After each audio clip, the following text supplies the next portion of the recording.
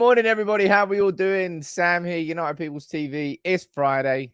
It's FA Cup final weekend. It's the big one. It's the final game of the season. Man United are either going to get a cup double or City are going to be marching towards becoming the second English club to win a treble. We'll preview that FA Cup final properly later on as a community. But today's show, we're going to be speaking about Rasmus Hojlund, Declan Rice, Mason Mount, Min-Jae. Hey, it's going to be a busy show. There's something new I want to do in this show. As soon as we hit 500 likes, I'm going to try something brand new that hopefully is very engaging, very interactive, very fun. And it will also be a competition and a giveaway. So we can get involved in that. It's also map day. I've updated a couple of names on that bad boy. It's relentless these days, but I enjoy it. You enjoy it. Let's get into it. Who's here this morning? Nathan. Has anybody listened to Eric Cantona's new tune? He's done a bit of acting. He's done a bit of football. Done a bit of politics. And now he's starting to make tunes. It's hilarious. If you haven't, type Eric Cantona song into YouTube. I can't pull it up on here because I'll probably get slapped down for copyright. Well, I can't imagine that Cantona's got copyright. Anyway. Go and have a listen to it. But good morning to everybody. Alex, you're there. Akil, Hatchet, Mac. We've got James, Rodrigo, the Biker Boy, Nathan Hawking, T. Kuzu.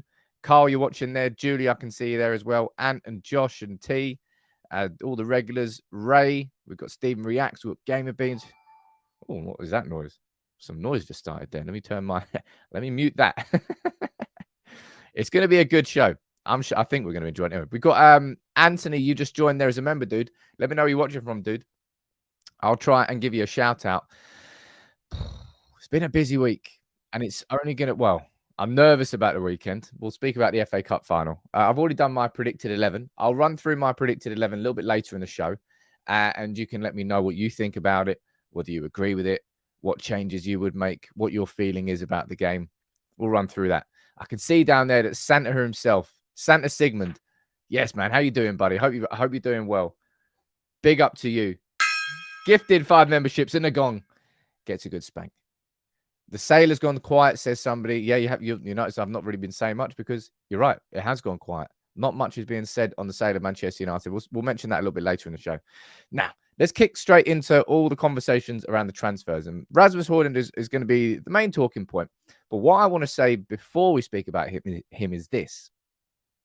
This summer, United need a striker, right? That is numero uno on the to-do list.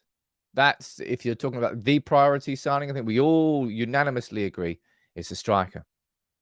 However, this summer market, you've got United who are in for a striker, Bayern Munich who need that Lewandowski replacement. They managed to win the league on the last day of the season. Thanks to was it a last-minute equaliser, or was it a winner from Musiala? I don't know what it was, but anyway, it was enough to get them the title. But they need a Lewandowski replacement. Chelsea, they need a striker. And Karim Benzema is going to be leaving Real Madrid. So that means that United, Chelsea, Bayern Munich and Real Madrid are all in the market for an elite-level striker. So it's going to be hyper-competitive. Now, if you're looking at how the reports have all gone around so far, there's probably more reports linking Vlahovic to Bayern Munich than anywhere else. Probably Osimhen and Chelsea, maybe. But I don't know how they'd afford him. United, of course, Harry Kane. I don't really know who Real Madrid have been linked with yet. They haven't really been linked with anybody because I don't know whether they were preparing or planning for Benzema to leave. But it's just mad that all these massive clubs are in the market for an elite level striker at the same time. Rogerio, you're right. Chelsea have already gotten Nkunku, but he's not going to be their only. I don't think so anyway. Maybe he will be. Maybe I'm completely wrong and Chelsea aren't actually in the market. But it's going to be busy, and that's why it's good to see United. You can see it down there. United making early moves. We haven't signed anybody. Mason Mount is the only person who's on that moving part of the board because we've agreed personal terms with him.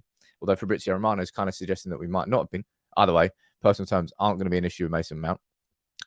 Rasmus Hojlund is the player I want to speak about first and foremost on this show. In terms of, oh man, whoa. What's going on here? Stephen, Incredible. Stephen's just gifted 20 memberships and Jay has just gifted 10. Wow. Wow. I can't wait for this new software. It's really cool. I think it's cool what I've done anyway, because that just doesn't do it justice. What a legend, Stephen. There's another way. Stupid gong.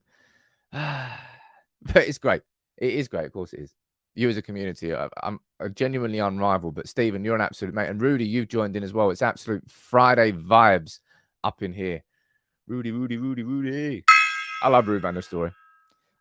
I think he's probably still my favourite striker that's ever played for Man United. I think he is. I know he is. Nobody. Ruud van Nistelrooy is we need a Ruud van Nistelrooy regen, really. Now, Rasmus Hojlund, the story that came out yesterday, which was quite interesting, was that he's going to be joining the SEG agency, whose co-founder represents Erik ten Hag. Now, Kees Vos, yeah, he's been a regular at Old Trafford this season. And that will certainly make the conversations easier. But Man United have already held talks with Atalanta over Hojlund, and Erik ten Hag himself directly has had conversations with Hojlund. Now, back in the day, I think we've had this conversation before. Tapping up, right? So if you don't know what tapping up was, back in the day, no manager was allowed to speak to the player, a football player at another club, without I don't know whether it was strict permission from that club or whether he just wasn't allowed to do it at all. But the whole transfer, I don't know, the whole transfer market, it's kind of weird how it happens these days. Like Ten Hag, like we made this joke of a graphic yesterday. It's quite funny. Big up to Ollie for helping get this organised. It's quite funny, the idea of Erik ten Hag just pulling up FaceTime and having a little conversation there with Rasmus Hojlund. But he's certainly, let me pull this up one sec. He's certainly a striker that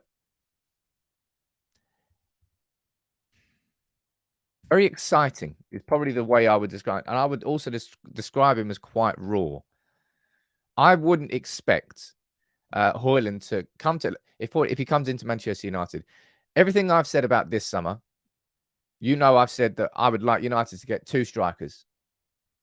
I had Kane and Thuram down as my perfect summer window. The Harry Kane conversations, I don't know whether these Hojlund talks are an alternative to Kane or in addition to Kane. Because for this lad, you're looking at somewhere between 40 to 60 million euros. That is, I know it's a big ballpark because it's completed at this moment in time.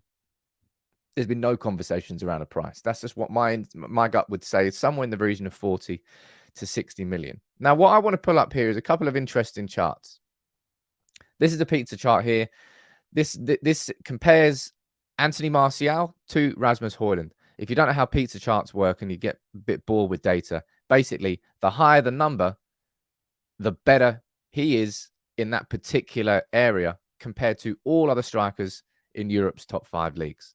It's the percentile chart. So the closer it is to 100, if you're 100, you are the best at whatever that particular segment is. So if you take a look at Martial against Hojlund, you can see that for the overwhelming majority of them, let me go a little bit more full screen, right? A little bit more. Martial is just slightly more developed. Better goals, better shot conversion.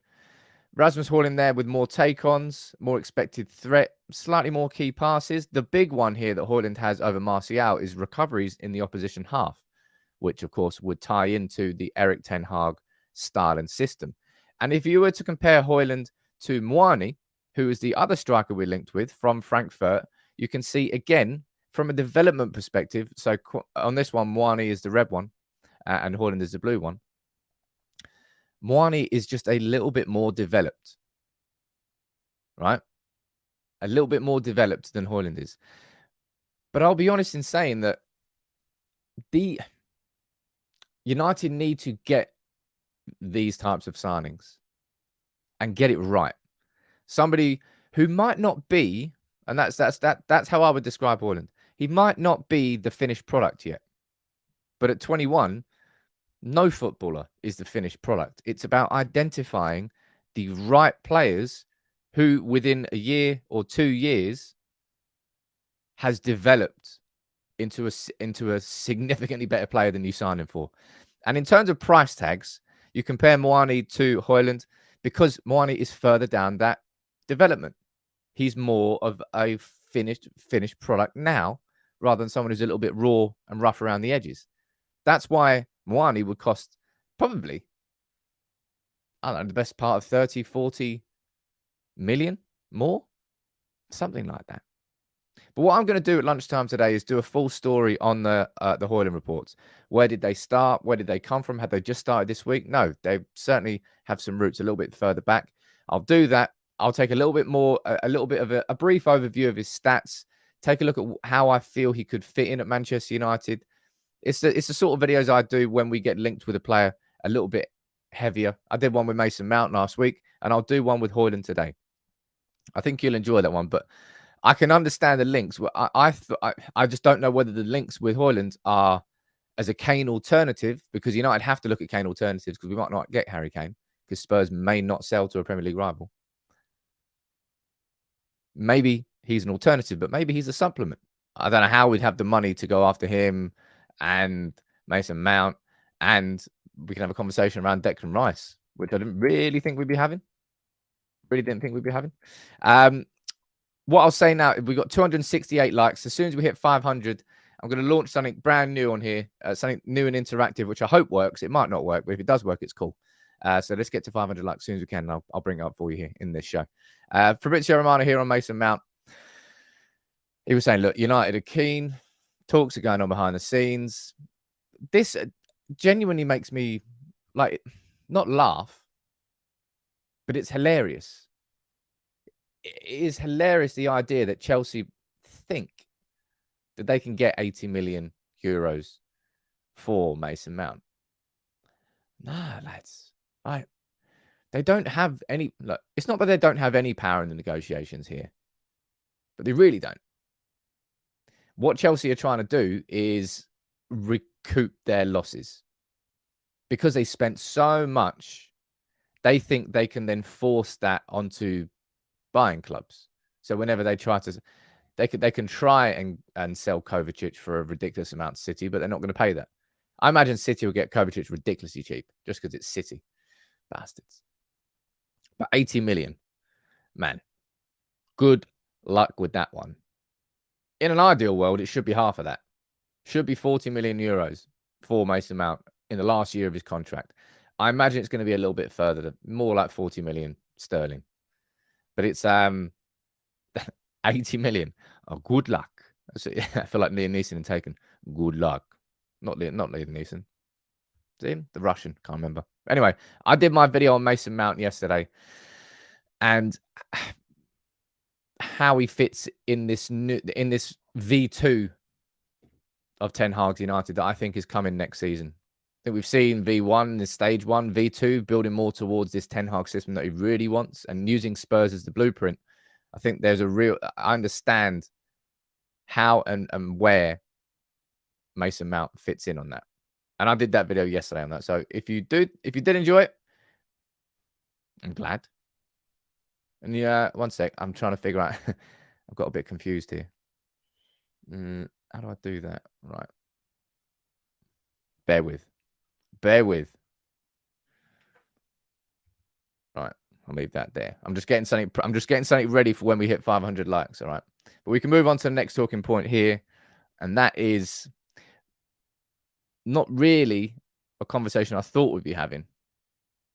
And I don't think we probably should really be having it too much. Let's talk about this. And you're saying rather have Ramos than Højlund personally. Yeah, if you've got 80 million euros maybe to spend on Gonzalo Ramos. 85 million euros maybe to spend on Gonzalo Ramos. He's going to be right up there. Same price as Moani, probably more than Moani actually. What else are you saying down here in the comments? Declan is saying City will replace Gundogan and Bernardo with Kovacic and Rabiot for next to nothing. What, have City been linked with Rabiot? I've not really seen that. Maybe they are. I don't know. Gonzalo Ramos, as I said, man, there's quite a few of you talking about Gonzalo Ramos now. yeah, we can talk about Gonzalo Ramos all we want, but Benfica are, I mean, you look at how much they've got for player sales. How much did they get for Nunes? I think they got 75 million for Nunes. They got, what is it, 120 million for João Felix? Something like that. Good luck getting him for a decent price. And he's had a very strange second half to the season after the World Cup, actually. Kind of gone a bit quiet. But anyway, let's talk about Declan Rice. If you're looking at midfield signings, he's right up there with Caicedo. Right up there with Caicedo. Yeah, and you could argue that he would be an even better signing than Caicedo. And I know that people try to say that Declan Rice is overrated. And I remember being one of those people. I think it was in the summer where United were genuinely linked with a move for him. I think that was a season that was last summer because we were going after Frankie de Jong, weren't we? And we were linked with him there. Declan Rice's development and progression since then has been fantastic. If he does join Arsenal, which is what the suggestion is, that Arsenal are favourites for him. Everything's saying that they're waiting until the conference final. When is that conference final? Has it already happened? I don't know when that is. West Ham against Fiorentina. Once that's done, that Arsenal are going to come in with a bid. But then we go here to Sammy Mockbell in the Daily Mail saying that United are emerging as a rival for Declan Rice. Now, this could well be. In fact, I'm going to put this down as a poll for today because I'm interested to see where you sit on this one. Who would you rather sign? Rice or Caicedo? If you could choose, because I don't personally think that Rice is going anywhere apart from Arsenal if he leaves West Ham. But I'll be very interested to know where you sit on that. The final is Wednesday next week. Thank you very much, Ash.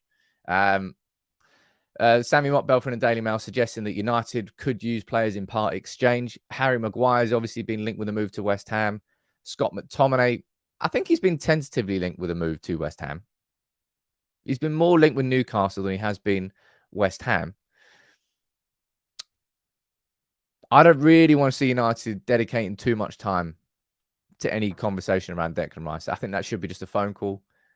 How much? Cool. Because it strikes me that Rice would want to stay in London. He seems happy there. He seems Arsenal would be a good fit. I'm going to look down here and see what you're saying about Rice or Caicedo. I genuinely think it's a tough one. Declan Rice is an absolute baller. He really, really is. Is he going to be overpriced? Yeah. Is every good player now overpriced? Yeah. Is Caicedo is going to go for 80 million? Declan Rice is going to go for 99. It's because the Premier League is effectively become the Super League already. All the money is in the Premier League. It's mad. It's absolute madness. Like last season, Nottingham Forest spending 150 million. I mean, I think they're happy they did it because they just about stayed up. But when Nottingham Forest is spending 150 million, imagine what happens when Newcastle come into the market this summer. Declan Rice, I'm going to let this poll go for a bit. Let me see what the immediate reaction is. You got nearly 400 votes. And that's actually not as split as I thought it was going to be. 70% of you are saying Caicedo and 30% of you are saying Rice. Let me see what the comments are saying as well. If we could swap him for Maguire plus cash, yes, please. Linton, you're saying Caicedo is a way better player. Brett, you're saying I genuinely had to think for a solid minute before I could decide, but Caicedo it is. Yeah, well, as I said, down there, I'm a little bit surprised it's not closer because I think both of them are fantastic players. And I would be delighted if United signed either of them. Now, the player that we're certainly more linked with is Caicedo. Certainly. And it's a good thing that if it's Rice to Arsenal, it means they're not going to go after Caicedo. Because remember, they tried to sign Caicedo in January and they failed. And they set that, they got, what is it, £70 million bid rejected? I think it was.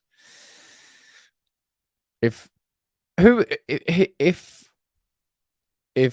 Rice goes to Arsenal, who would you say would be Man United's biggest competition for the signature of Caicedo? Would you say Chelsea? I mean, you might say Chelsea, but are they really going to go after? They need more of a number 6 rather than number 8. They've got so many midfielders like that, and they've just spent 120 million on Enzo Fernandez. I think they're going to be going after someone like Ugarte rather than a Caicedo, which is more like a box-to-box midfielder. Newcastle, a couple of you are saying in the comments. Liverpool, Liverpool can't afford that, man. Liverpool, their budget is, they're not an issue. Quite a few of you saying Newcastle. I've got no idea what Newcastle are going to do in the summer transfer market. Honestly, no idea. I don't really know what they need. I think they need another midfielder, more like a deeper line midfielder. So maybe Caicedo would tick that box.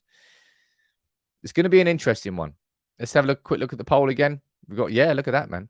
Over 500 votes in the first 4 minutes. Big up this community. And 71% of you are saying Caicedo. Look at that. We've got Bully gifting a membership down there to King Solomon. Look at that. Big up to you, Bully, my friend. It's going to be interesting to see what happens. I don't personally see this Declan Rice story going much further than paper talk. That's why I haven't really led with the Rice story in this show. We spoke about Højlund first. But it's an interesting one to follow up on. As is this. Now, you know full well that we've been covering the Kim story. And reports coming from RMC Sport, from Fabrice Hawkins in France, that PSG have pulled out because they can't afford it. Now, if you actually look at, I wonder if I can pull these numbers up. Let me quickly see if I can find these again. In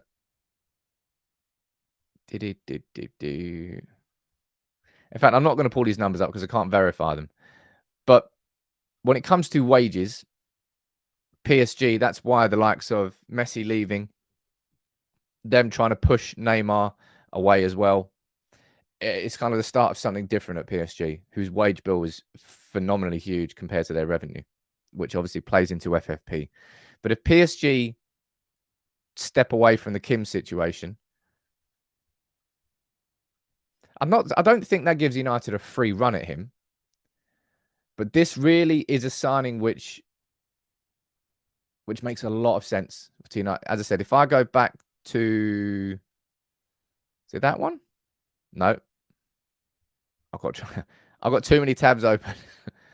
Too many tabs. Too many tabs. Where is it? There it is.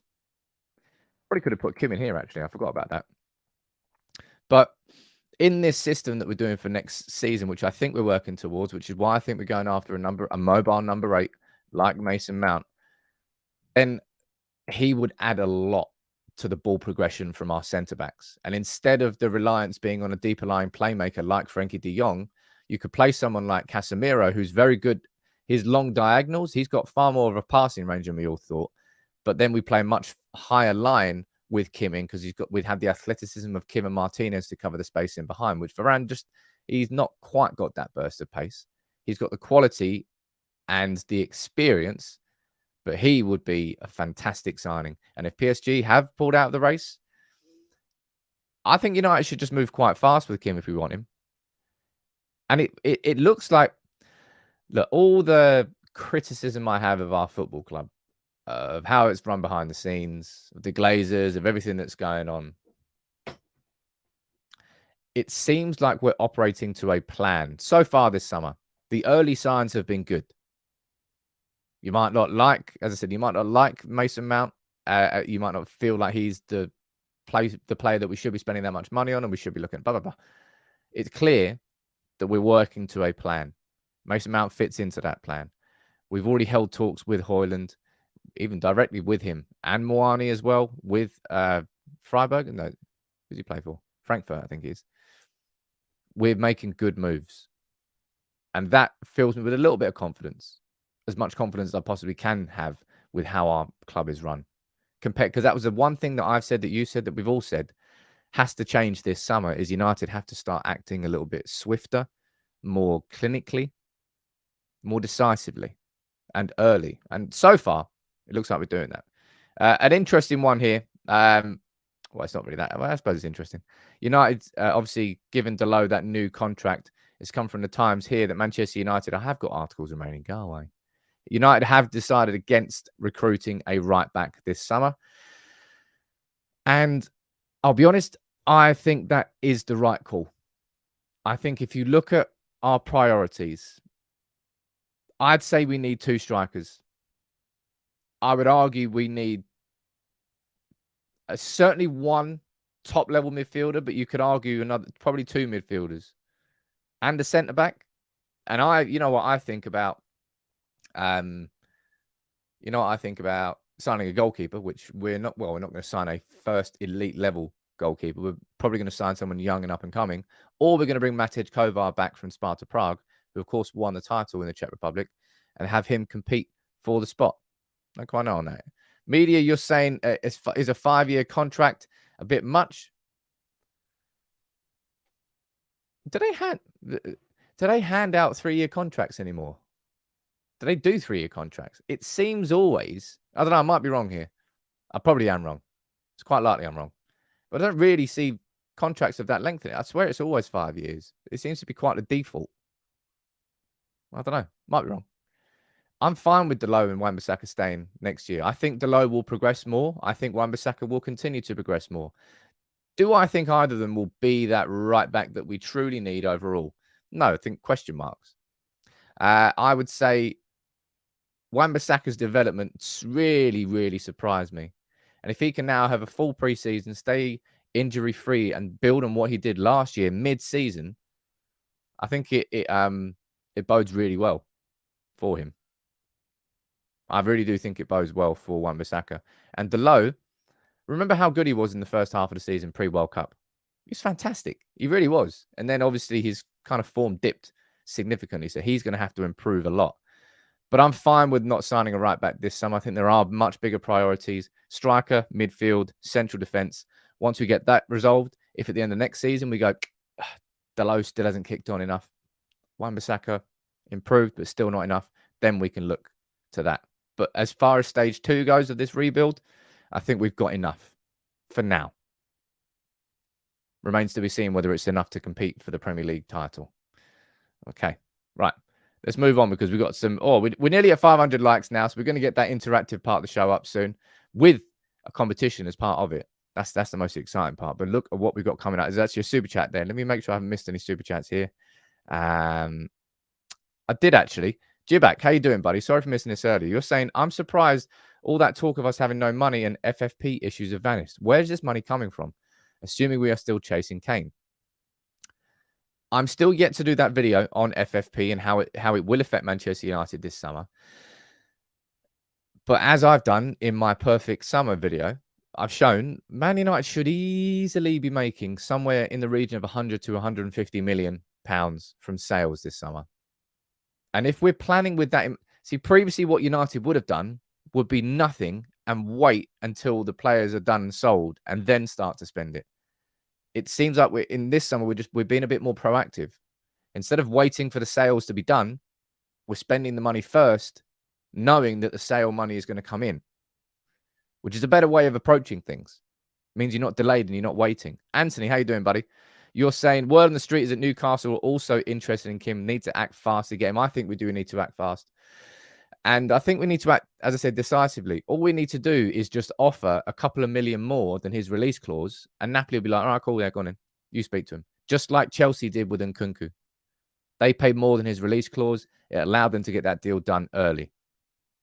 Otherwise, we have to wait until the first 2 weeks of July before we can activate that release clause. All right? That's going to be an interesting one to see how it develops. That's what I would say. Right, let's see what's going on here. Right, look at that. We've hit 500 likes. Right. Let me try this with you, okay? It might not work, but it might do. What I want to do here, I'm going to post the link down here. Let me explain. Because we've got a live quiz, right? We've got a live quiz that you can all join in on. Okay, so what I'm going to do, it might not work. This might be spectacularly bad, all right? But if it does work, it will be brilliant. You can click that link and come straight through. There you go. You can see everyone's joining in straight away. Look at that. That's wicked. You see that in real time. Anybody on Facebook, anybody on YouTube, you can all join in. Man, that is emoji city there. I hope it works. I apologize if you're like watching on your phone and therefore you can't join in.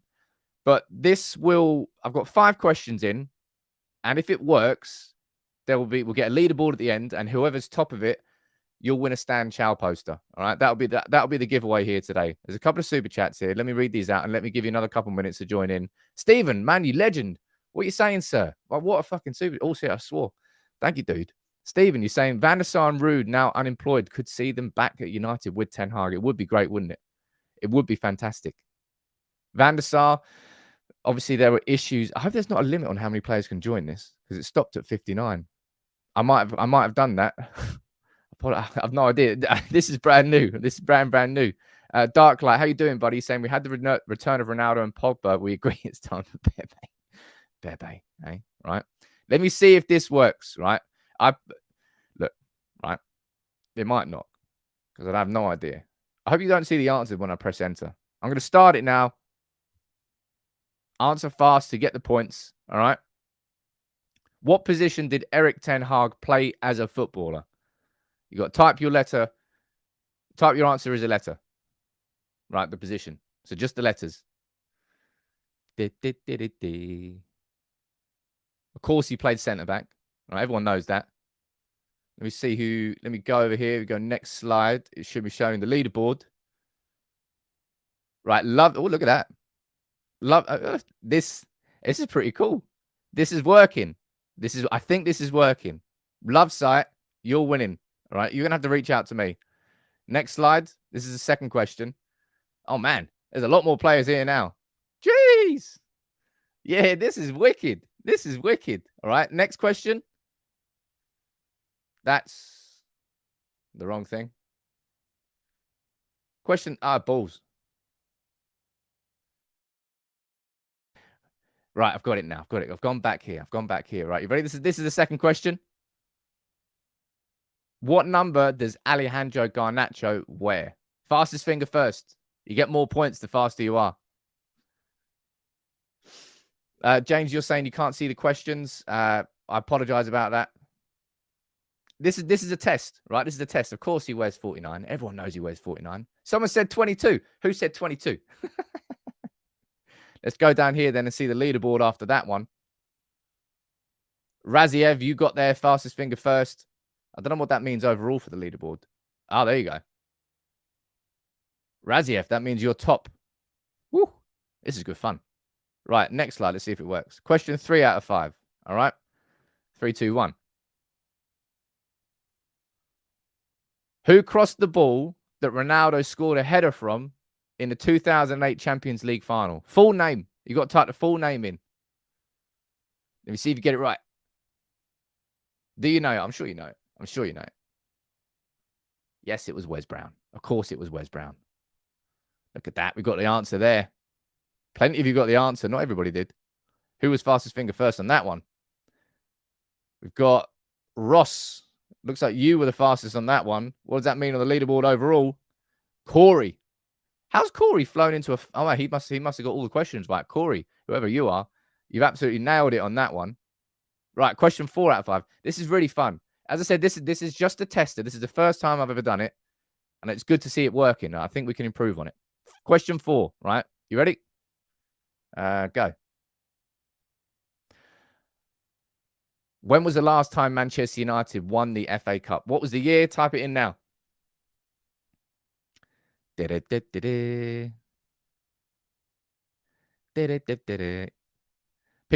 are complaining that you typed in Brown and you got it wrong. I've told you got to type in full name. Wes Brown, 2016, of course, was the last time with Louis van Gaal. How many of you got that right? Lots of you got it right. Let's bring up the leaderboard again now. See who got it. Corey, not quite. Oh, Filippo. Look at that. 913 points. Don't know what that means. We've got Corey and Parky. You are leading up there at the beginning. At the beginning? At the end, with one question left. All right. Fastest finger first. You ready for the last question? Let's pull this bad boy up. Answer fast to get more points. How many times have United won the FA Cup? Type the number in. Fastest finger first. This is good fun, isn't it? I told you it'd be interactive. It seems to be working. I think we can improve on it. But of course, it's 12 times soon to become 13 on Saturday. But let's see who wins the overall quiz. Drum roll, please. Corey up there with a scorching score. That probably means he's won, I think. It does. Look at that. Corey, whoever you are, you got to reach out to me because I don't know who you are in the comments. I don't know whether you're watching from Facebook or YouTube, but reach out to me, slide into my DMs, and we'll get you one of these Stan Chow posters. One of those bad boys out there. That's your prize. That was fun. All right. I think that was fun. And it worked-ish. I think the annoying thing is that for you to click on that, if you're watching your phone, it will take you away from YouTube. So I enjoyed it. You enjoy it? I think that was cool. Congratulations to Corey. You didn't win. No, you didn't win a TV. He didn't win a TV. He won the inaugural interactive quiz. Wicked. That was good fun. But let's speak about the big thing here. The big thing. FA Cup final. How are you feeling about it? I know you're nervous. I know you're nervous. But I don't know what to think. I don't know what to expect. I know what to expect. I expect City to beat us. If City play like they can, if City play like they played against Real Madrid, man, we have got a tough game ahead. Parker, you finished second in the quiz. Unlucky, man. Fastest finger first. That's why I like that one, because you get more points for being quick. Therefore, you can't cheat on Google or anything like that. News that I expected, news that we expected. Avram Glazer is going to be at the game. He's expected to be at the game on Saturday. Remember that Man United have forked out somewhere between $500,000 to $1 million on his flights this season to the League Cup final, to the Women's FA Cup final, now to this, to the FA Cup final, and also to Qatar. Bastards. But look, this man's going to have an absolute cracking game. What do you think about the Varane-Haaland matchup? This is what Varane said about Haaland, right? He said, look, he's a very good player. The danger from City is everywhere, man. They're a complete team. Can score from set plays, possession, transitions. As a defender, the connection Haaland has with De Bruyne, you have to watch. That kind of pass is difficult and complicated to defend, so we have to try and cut that connection. How do you think that Varane is going to play this game? Because if we're looking at the one defender this season who has managed to stop Haaland, that was, damn, his name just gone out of my head. Rudiger at Real Madrid. That was when Rudiger got real physical. All up in Haaland's grill. Started sticking his head in his armpit. It was a bit weird. But can Varane go that aggressive? Because I thought this was an interesting quote from Varane. He's saying, look, I think I read the game a lot better now. And I can anticipate actions much more. I'm sprinting less because I'm in better positions. And that's what great defenders do. That's one thing I always remember Carrick doing. Michael Carrick hardly had to put a tackle in because instead of making a tackle, he would just intercept the passing lane. He would predict correctly, more often than not, where the player was going to pass. And instead of trying to cover the player receiving it and tackling him, he just cut the ball out. And he was so good at interceptions because he was thinking a step ahead. And that's what Varane is saying here about playing a step ahead. Because if United can't focus on stopping Haaland, because then De Bruyne, Grealish, Mahrez, Silva, they're such a good team that you can't have a pure focus on one player. It would be a bad idea. But Varane's going to have just bring his A game. Lindelof, I think Lindelof's a very good centre back, and I think he's really impressed me. But I would be looking more towards Rafa Varane for this game. I mean, this is a guy who's won 5 Champions League finals, and this is a big game. This is the biggest Manchester derby, arguably in history. Trying to think of another derby that was as significant. The derby back in 2011, when we went to the Etihad, they won 1-0. Company scored that header. They went on to win the title. That was huge. We've had FA Cup semi-final, I think, against City at Wembley. We've had, remember that League Cup semi-final where Rooney and Tevez, they were incredible. I remember those ones. But this one here on Saturday, it's either going to end with United getting a cup double or City being 2/3 of the way to a treble. It is a hell of a game we've got coming up. But look, there's lots more to talk about ahead of the game.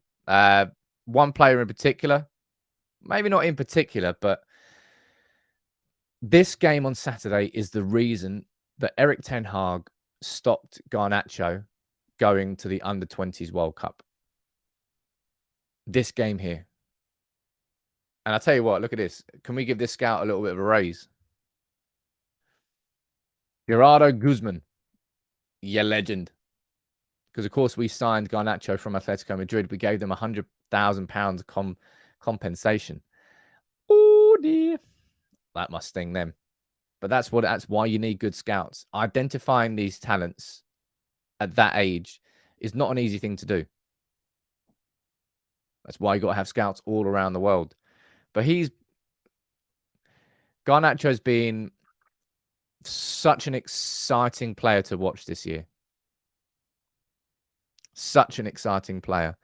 And as I said, this game against City is the reason that Ten Hag kept him back.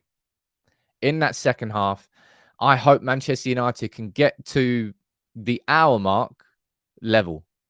That's what I would be hoping for in the FA Cup final. And then in those last 30 minutes, and that's where we can bring Garnacho on, and Garnacho can make a difference. He, of course, made the difference against City at home at Old Trafford. At home at Old Trafford, same thing, in the league. Turned and twisted, got the ball across for Rashford to score the winner. He was dangerous when he came off the bench, and he will want to play in this game, and he is excited for it, and I'm excited for it. Look, this is what Ten Hag's saying. He said, look, we want to win this cup. We know it's going to be difficult against probably the best team in the moment, but like I said, we've proven that we can beat them. I saw this little message here and I wanted to bring this up. So Phil Jones saying thank you to sort of all the fans who have reached out to him, because it was genuine, very genuine. Phil Jones leaving should have happened like 3-4 years ago, but he's going to sit there. He's going to be enjoying it from the stand. And I tell you who else is going to be enjoying it? Ander Herrera. I'd love to get Ander Herrera on this channel for an interview at some point. I mean, when we signed Herrera, I remember it was very difficult. It was kind of difficult to say that you liked that Manchester United team. There weren't that many likable players in it, I would say.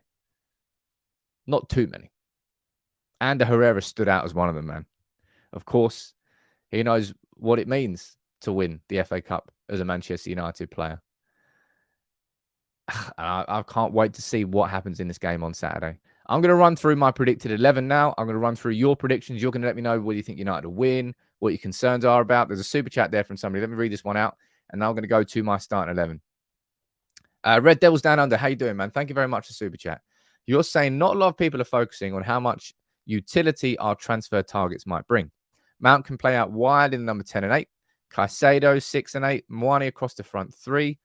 Absolutely. And it's almost like we're signing players for a specific reason, that we're looking out for certain players for specific reasons. Declan Rice could fall into that as well. Comfortably could play the 6, the 8, maybe not the 10, but he's a pure box-to-box midfielder.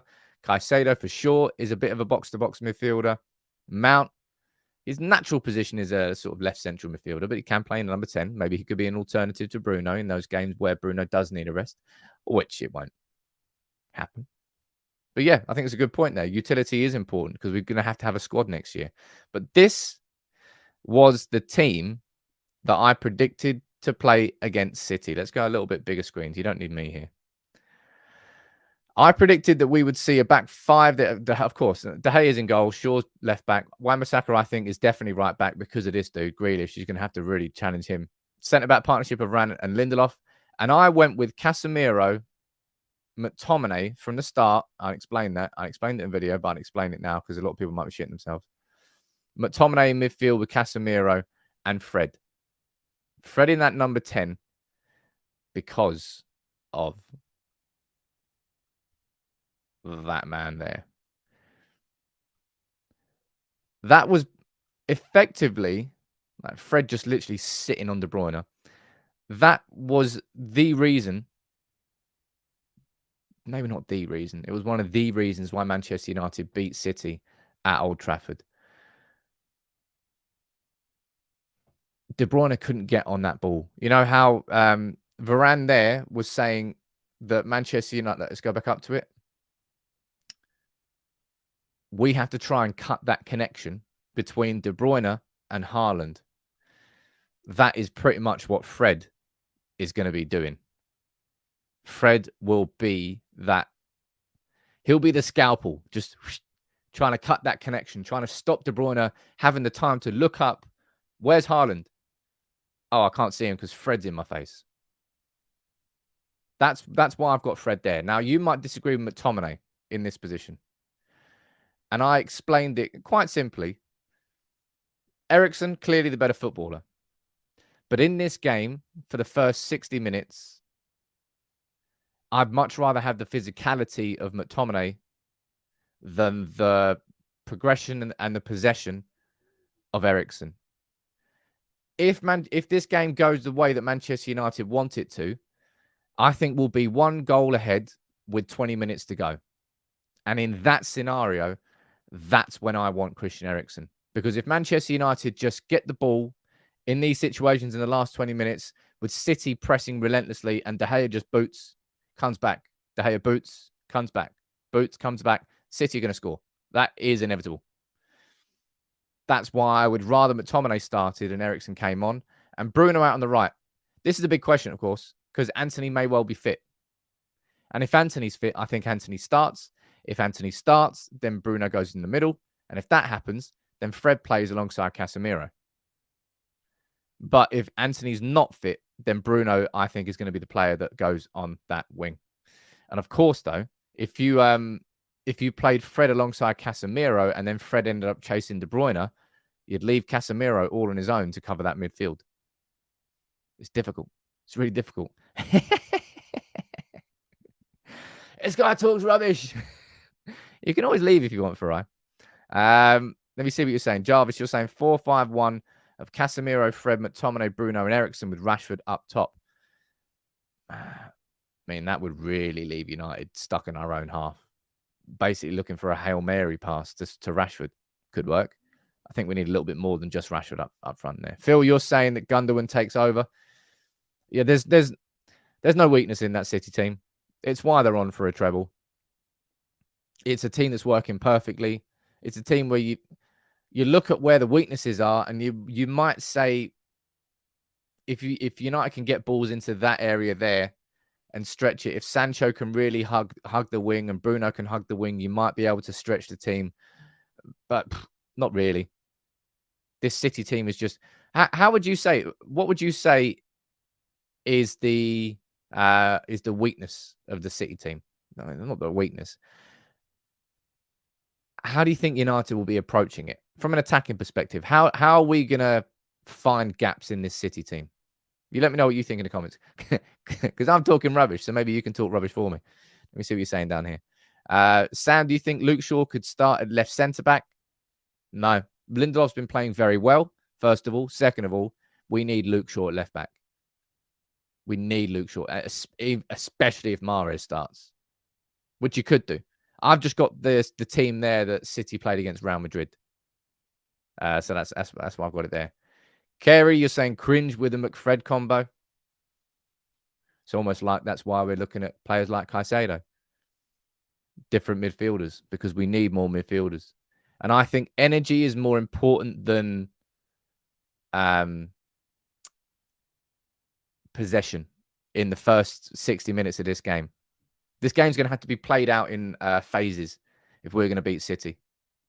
And I think the first phase, I'd rather have Eriksen for the second phase if it goes well. I hope Pep overthinks his tactics. Well, we all thought that about the Real Madrid game, and they certainly didn't. It just worked. Let me see what you're saying down here. Alex, you're saying pace is going to be one of their weaknesses. Counter-attacks and transition against City. City's weakness, just stop Kevin De Bruyne. Yeah, if you stop De Bruyne, then you've got Rodri, you've got Gundogan, you've got Bernard, Jack Grit. They're just a very good team. They are just, unfortunately, a very good team. Passing's got to be on point. Someone's saying, hope Rodri does not start, says Daniel Darks. I think you're going to be disappointed. Right? I think you're going to be disappointed because he's definitely starting. What else are you saying down here? A wink and a prayer, suffocating the opposition. Maybe not actually suffocating. Look, type in your predictions now. I'll pull them up here and we'll end the show. What's your prediction for the final? Do you think United will win? I hope you enjoyed that interactive quiz. Oh, I've got map time. Yeah, don't forget about the map. We'll get predictions, then we'll go to the map. I hope you enjoyed that interactive quiz. That was something new that I'm trying to always think of different ways to make the shows even more engaging, even more interactive. And that was a cool way of doing it. It might not have been perfect, but that's what you got to do. You got to test things. I think it worked quite well. Let me see what you're saying down here in the comments then. Anthony, type 1-all. Penalties, no way. Please. The penalties, I was at Wembley, it was heart palpitations. It was horrible watching those penalties against Brighton. Nice that we won. Horrible to watch. 1-0 United, says Anthony. 1-0 says Linval. 3-0 loss, says John. 2-1 City win, says Mindhouse. 3-1 City, but I hope United. 3-0 United, says Sigmund. Geez, someone's drinking early. 1-0 United, says Duncan. 3-1, says Israel.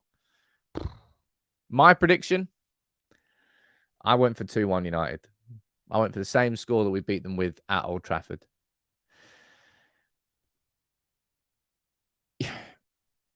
United won't get embarrassed like we did away at City early this season. And the reason that was embarrassing is because the players just did not play at all. I feel like we're going to get a battle. We might come out on the wrong side of it. It's almost like City are a few years ahead of us with their squad and where they are as a team. It's why they're going for a treble, the treble, and it's why we're only going for a domestic cup double. But we can go for the double. We've won at Wembley this season. We've beaten City this season. We have got a squad full of talent, and we've got a great manager. It's going to be a heck of a game.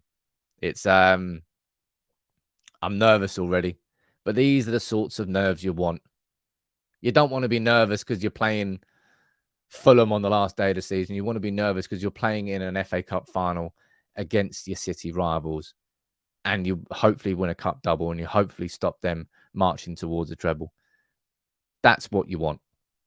That's where Manchester United should be. And enjoy the occasion.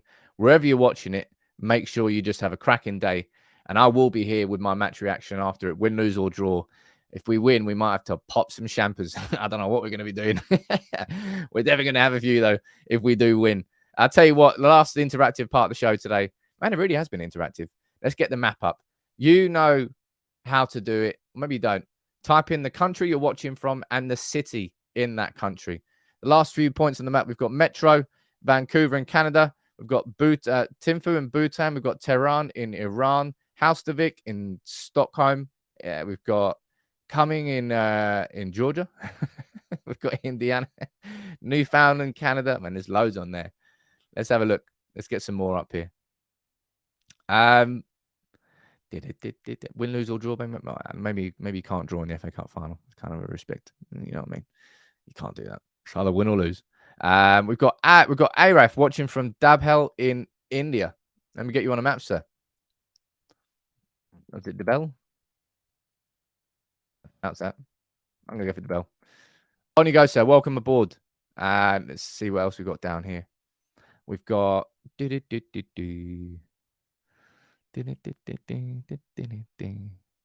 got Indiana on the map. We've got Hong Kong there. We've got Mike watching from Lebanon. How you doing, buddy? We've got Nick watching from Manchester in England. Now, of course, Manchester is on that map already. We've got Min-Jae watching from Delta State in Nigeria. On you go, sir. Welcome aboard. Where is it? Delta State. Nigeria. Well, apparently you're in the university. Oh, you're not in the university, but that's the map pin that came up. Let's get one more on here. We've got Ricky watching from Ballymena in Northern Ireland. My mum's over there at the moment, seeing her family. I've got lots of family over there. Can I tell you a quick story? This was funny. This is a funny one to end the show. You'll like this. So that was a cracking show, and I think this is a good story to end it with. I was driving back from the barbers yesterday, getting a nice sharp haircut. Anyway, I was just sitting there at the traffic lights. Window was down, and I was sitting there and just hear someone saying, "Sam, Sam." I was like, "What's going on?" I look up, and there's a double-decker bus next to me, and the bus driver's hanging out the window saying, "Sam, I watch you every day." So, Mr. Bus Driver, if you're tuning in and you're watching this, big up to you, because it absolutely cracked me up. Hanging out the window for 30 seconds. What do you think the score is going to be on Saturday? You think United will win the FA Cup final? I do. I went for a 2-1. But whoever that bus driver was, it really, really made me laugh. I thought it was a funny story, so I thought I'd share it. That was a full week. We've got the board up. We've got the interactive quiz that we've done. Big up to Corey. You won that. You need to reach out to me. And I'll be able to get you one of the Stan Chow posters sent out as a prize. Yeah, cracking show. Make sure you drop a like on the video. I hope you enjoyed it. I'll be here tomorrow. I'll be here at lunchtime today with the Rasmus Hojlund full story video. I'll be here tomorrow with my match reaction. And hopefully Manchester United, come 5 p.m. on Saturday, have completed a domestic cup double and a top 4 finish in Ten Hag's first season. How amazing would that be? And it is possible. We've already beaten this season. Let's make it 100% from our victory.